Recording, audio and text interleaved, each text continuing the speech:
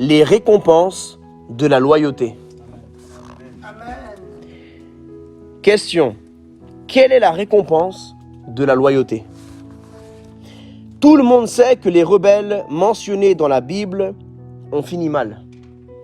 Une malédiction est une invocation solennelle de la colère divine sur une personne qui entraîne un malheur ou un tort. Étudiez de près les rebelles dans la Bible et déterminez si une personne déloyale est bénie ou maudite. Exécution. 1 Samuel, chapitre 15, verset 23. Car la rébellion est comme le péché de divination. Waouh, je répète, la rébellion est comme le péché de divination. Amen. La fin de tout rebelle est la même, l'exécution. La rébellion est essentiellement quelque chose de mauvais. La Bible enseigne que la rébellion est comme le péché de divination. Dans la Bible, la divination est punie par l'exécution. Exode chapitre 22, verset 18. Tu ne laisseras point vivre la magicienne ou le magicien. Amen. Donc là, on voit que dans l'Ancien Testament, un rebelle était vu au même niveau qu'un sorcier, qu'un magicien, aucune personne qui fait de la divination. C'était un péché très grave devant Dieu. Parce que Dieu, dans l'Ancien Testament, Dieu n'a pas changé, vous savez. C'est le même Dieu. Il le pense toujours. C'est juste qu'en Jésus, nous avons la grâce. Nous avons bien eu de la chance de naître dans cette génération. Parce que certains ont commis juste un péché petit et Dieu les a exterminés à travers des situations différentes. Donc, c'est que Dieu, il rigole pas. Nous, aujourd'hui, on croit que Dieu, il rigole parce qu'il ne nous a pas encore tués à cause de tous les péchés qu'on a faits. Mais c'est parce qu'on a le sang du Christ qui nous protège. Dieu ne tolère pas la rébellion et sous aucune forme. Ne prenez part à aucune sorte de rébellion, les amis. Aucune. Les gens qui prennent part à des révoltes sont souvent naïfs. Beaucoup d'entre eux ignorent ce qui se prépare en coulisses. 2 Samuel 15, 11. 200 hommes de Jérusalem qui avaient été invités accompagnèrent Absalom. Et ils le firent en toute simplicité, sans rien savoir. Absalom, Amen. Eux, ils étaient avec Absalom, ils ne savaient pas qu'Absalom était en train de ramener un coup d'État. Beaucoup de personnes prennent part à des rébellions à cause de leur innocence et ignorance. Si ceux qui suivaient Absalom avaient su exactement ce qu'il faisait, je suis convaincu qu'ils ne l'auraient pas suivi. Tout au long de la Bible, le fruit de la rébellion apparaît très clairement. Exécution. Dieu vous déplacera et vous remplacera divinement. Quand vous êtes rebelle ou vous êtes mêlé à une rébellion, vous êtes déplacé et remplacé. Votre siège sera occupé par une personne qui en est plus digne que vous. Amen. Le siège de Adam a été remplacé par le siège du deuxième Adam. Alléluia. Amen. La nouvelle alliance a pris la place de l'ancienne alliance. Les enfants de Dieu ont pris la place du peuple de Dieu. La Bible dit que c'est à cause de la dureté du cœur d'Israël que Dieu se tourna vers les autres peuples de la terre. Vous serez bannis et jetés dans les ténèbres et aux oubliettes. Une malédiction pèsera sur vous et votre famille. Étudiez la liste d'exécutions suivantes. Notez bien, 6 exécutions célèbres. Première exécution, Lucifer. Apocalypse, chapitre 12, verset 9. Et il fut précipité, le grand dragon, le serpent ancien, appelé le diable et Satan, celui qui séduit toute la terre. Il fut précipité sur la terre et ses anges furent précipités avec lui. Amen. C'est la première exécution d'une personne déloyale, rebelle. Deuxième personne déloyale et rebelle, traître. Absalom trahit son propre père. Son propre père. Imaginez le niveau de trahison, d'aveuglement. Il a trahi son propre papa, qui l'a engendré, qui lui a donné la vie, qui lui a donné à manger, qui lui a changé les couches, qui a été patient avec lui, qui lui a séché les larmes quand il pleurait. Le papa qui l'a aimé, lui-même, il était prêt à le tuer, son propre père. Il a déshonoré son propre père, le roi David. Il a pris toutes les concubines de son papa aux yeux de tout Israël sous une tente et il rentrait, il sortait avec les femmes de son père, les concubines de son père. T'imagines? Il a fait exprès, juste pour humilier son père. 2 Samuel, chapitre 18, verset 15. 10 jeunes gens entourèrent Absalom, le frappèrent et le firent mourir. Telle a été la fin d'Absalom. 3e exécution célèbre, Achitophel. 2 Samuel 17, 23. Achitophel s'étrangla. C'est ainsi qu'il mourut. 4e exécution célèbre, Shimei. 1 Roi, chapitre 2, verset 46. Et le roi donna ses ordres à Benadja, qui sortit et frappa Shimei, et Shimei mourut. 5e exécution, Adonijah. 1 Roi, chapitre 2, verset 25. Et le roi Salomon envoya Benadja, fils de Jéhojada, qui le frappa, et Adonijah mourut. 7e, Juda. Matthieu, chapitre 27, verset 5. Juda alla se pendre. Y a-t-il une récompense pour la loyauté? Matthieu, chapitre 25, verset 21. Matthieu, chapitre 25, verset 21. C'est bien, bon et fidèle serviteur. Tu as été fidèle en peu de choses. Je te confierai beaucoup. Entre dans la joie de ton maître. Amen. Les Écritures mentionnent 2 bénédictions importantes que reçoivent les personnes loyales et fidèles. Et ça, c'est dans les églises, dans les entreprises, dans la famille, dans la société. Tu as accès à la faveur de ton autorité spirituelle ou professionnelle quand tu es loyal et fidèle et obéissant. Amen. Parce que quand tu l'es envers un homme, tu l'es envers Dieu. Tu ne peux pas dire je suis fidèle qu'à Dieu, mais tu es infidèle à ta femme ou à ton mari. C'est faux. Quand tu es infidèle à ta femme ou à ton mari, tu es infidèle à Dieu, au Saint-Esprit. Quand tu trahis ta femme, quand tu trahis ton mari, tu trahis le Saint-Esprit. Petite parenthèse, la dernière fois, j'écoutais un documentaire où il parlait d'une certaine mafia, où ils recrutent, en tout cas, je crois que leur confiance envers un membre du gang ou de la mafia est perdue lorsqu'ils se rendent compte qu'un membre de leur clan, de leur mafia, a trompé sa femme. Vous savez pourquoi? Ils perdent leur confiance en lui. Parce qu'ils se disent, si cet homme, il est prêt à trahir la personne avec qui il dort, cette personne lui dit je t'aime, il est prêt à donner sa vie pour son mari. Si un homme, il est prêt à trahir cette personne qu'il aime, qui dort avec lui, cette personne est prête à trahir n'importe qui dans la vie. Même une femme, si elle est prête à trahir son mari avec qui il dort, si même ton propre mari ne peut pas te faire confiance, ta propre femme ne peut pas te faire confiance, tu n'es pas un homme de confiance tout court. Cet homme, cette femme va te trahir un jour dans les finances, dans l'amitié, un jour ou l'autre. Donc méfie-toi de tes amis, entre parenthèses, qui trompent leur femme, qui trompent leur mari. Ce sont des personnes qui ont un esprit d'infidélité et de trahison. La loyauté est récompensée par la croissance. Les personnes loyales reçoivent une augmentation.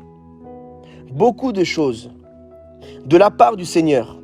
Alors que vous priez pour la croissance de votre Église et de votre ministère, souvenez-vous que la loyauté est la clé principale de l'expansion. La loyauté envers Dieu ou envers votre autorité spirituelle est la clé principale de l'expansion. La loyauté vous pousse à persister dans ce que vous faites jusqu'à ce que cela porte du fruit.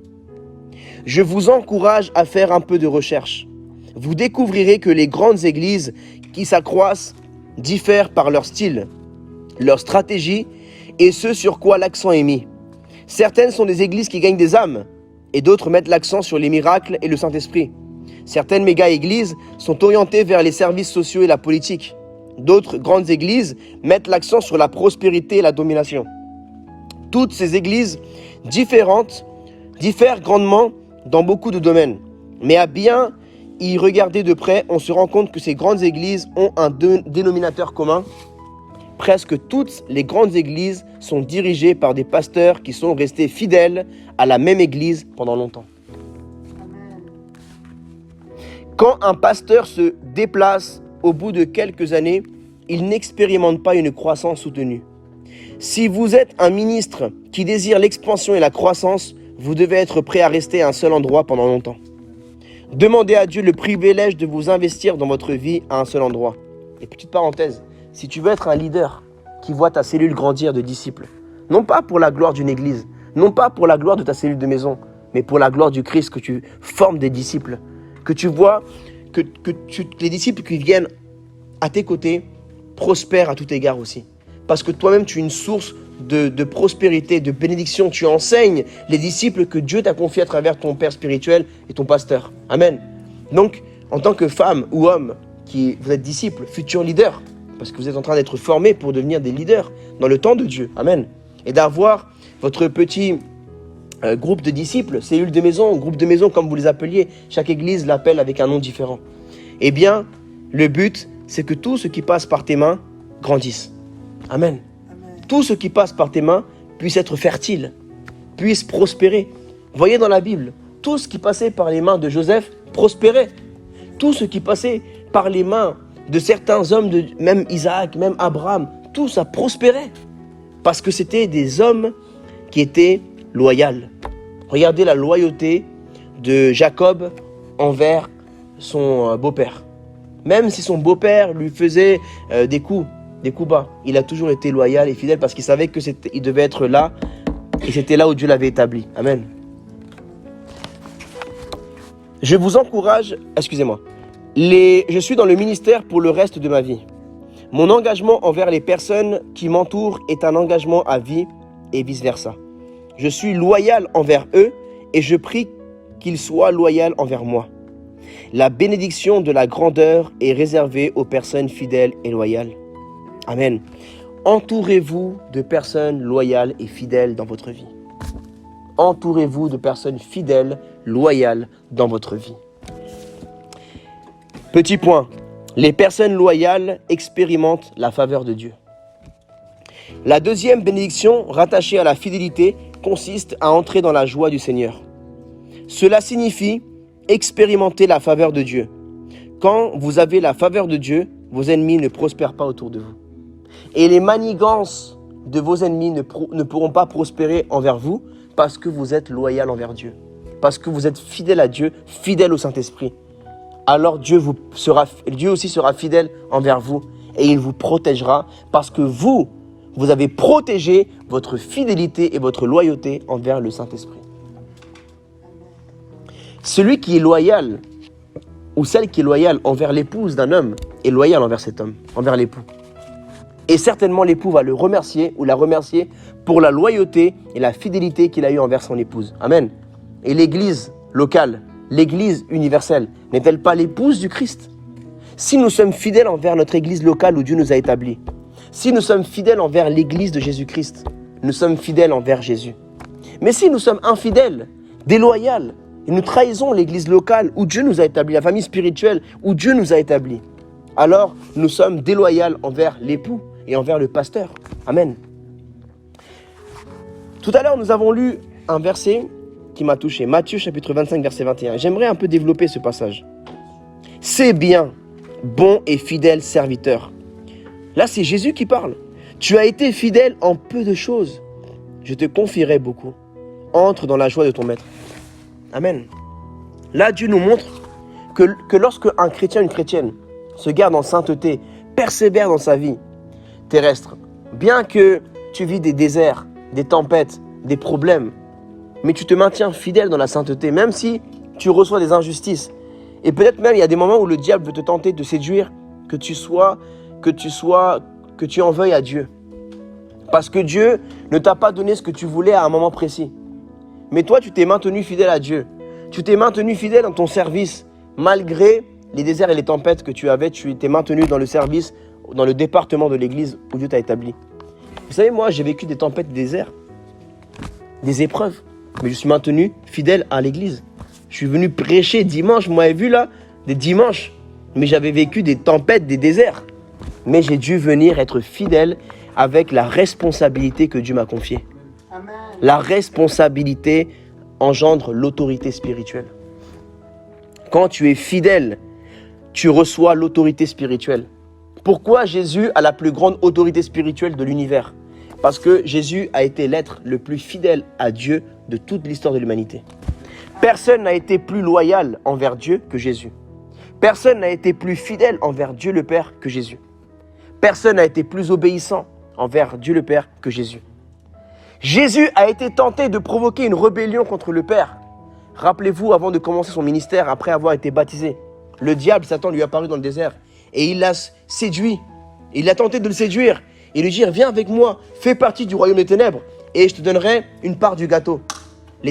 La terre, les royaumes. Jésus aurait pu être tenté, mais ça n'a même pas été une tentation pour Jésus, tellement Jésus était un homme de prière, de jeûne, rempli du Saint-Esprit et un homme loyal et fidèle. Amen. Donc, même si déjà, des fois, des gens veulent te dire, ah viens, fais ci, fais ça, derrière le dos du pasteur, fais ça. Non, sois fidèle et loyal. Je t'encourage à l'être en tout cas. Parce que moi-même, je l'ai été envers mon pasteur, envers mon père spirituel. Ton pasteur aussi a été loyal, il vient de quelque part. Lui aussi a été tenté, mais il a passé les tentations et les épreuves. Donc, je t'encourage à honorer et à être loyal parce que celui qui honore sera honoré. Celui qui est loyal, lui aussi, les gens seront loyaux envers lui. Celui qui est obéissant, quand tu seras un statut d'autorité dans ta vie, tu auras aussi des personnes qui vont être obéissantes à ton autorité. Amen. Ce n'est pas mal que des personnes soient obéissantes à toi. Parce qu'il ne faut pas avoir des complexes par rapport ni à l'argent, ni avoir des complexes à l'autorité. Tant que dans ton cœur, tu sais que tu n'es pas un dictateur, tant que dans ton cœur, tu sais que tu n'es pas quelqu'un qui a des mauvaises intentions, ni avec l'argent, ni avec l'autorité, il n'y a aucun problème. Dieu a un rang d'autorité. Les anges, les apôtres vont régner dans l'éternité, vous savez ça? Mais régner sur qui? Vous croyez qu'ils vont régner sur des rhinocéros ou des hippopotames? Ils vont régner sur des êtres humains comme vous et moi. Les 12 apôtres, ils vont régner. Sur qui? Sur nous. Dans le royaume de Dieu. Tous les apôtres, ils vont régner sur nous. Et nous, on va régner sur d'autres. Il y a une hiérarchie. Celui qui n'aime pas les hiérarchies a un cœur rebelle. Celui qui n'aime pas les hiérarchies n'aime pas le royaume de Dieu parce que le royaume de Dieu est fait de hiérarchies. Séraphins, archanges, chérubins, c'est des hiérarchies d'anges. Même dans les ténèbres, il y a des hiérarchies. Ils s'inspirent parce que eux, Satan, c'était aussi un ange qui avait un certain rang dans le ciel. Et même le Dieu, le Seigneur, a établi des hiérarchies dans l'Église. Les diacres, les anciens, les pasteurs, les apôtres. Ce sont des hiérarchies spirituelles. Même dans la famille, il y a des hiérarchies. Papa, maman, grand-père, grand-mère, grand frère, grande sœur. Amen. Sais-tu que tu dois le respect à ton grand frère et à ta grande sœur? Amen. Tu dois le respect à ta grande sœur. Hein. Vous devez le respect à votre grande sœur et à votre grand frère. Le respect. Mais le grand frère et la grande sœur ne doivent pas abuser de leur autorité. Parce que là, c'est mal. C'est pas bien. Amen. Donc, si Dieu t'a établi dans un rang d'autorité, tu dois te faire violence pour être quelqu'un de gentil. Ne pas abuser de ton autorité et ne pas être méchant envers les autres, mais être toujours respectueux, poli. Sois poli. C'est pas parce que tu es le patron de quelqu'un que tu dois plus dire merci s'il te plaît. Donne l'exemple, parce que parfois dans les entreprises c'est ça. On te pose dans un rang et des gens ils commencent à te parler comme, pardonnez-moi du mot, comme un animal. Comme si tu étais un chien. Parce que lui il est là maintenant, et il doit parler aux autres comme vas-y fais ci, fais ça, sans dire s'il te plaît, sans dire merci. Moi j'aime pas ça. Moi j'aime bien le respect. Et je pense que Dieu aime le respect. Et je pense que vous aussi vous aimez le respect, n'est-ce pas? Un homme et une femme se nourrissent du respect. Le respect est très important parce que le respect est spirituel et le respect touche l'âme de la personne. Psaume chapitre 41 verset 11. Je connaîtrai que tu m'aimes si mon ennemi ne triomphe pas de moi. Ça c'est la parole du psalmiste, du roi David. Amen. Soyez une personne loyale de manière à avoir une grande croissance dans votre entreprise ou votre ministère. Soyez une personne loyale afin d'avoir la faveur de Dieu dans toutes vos entreprises. Amen.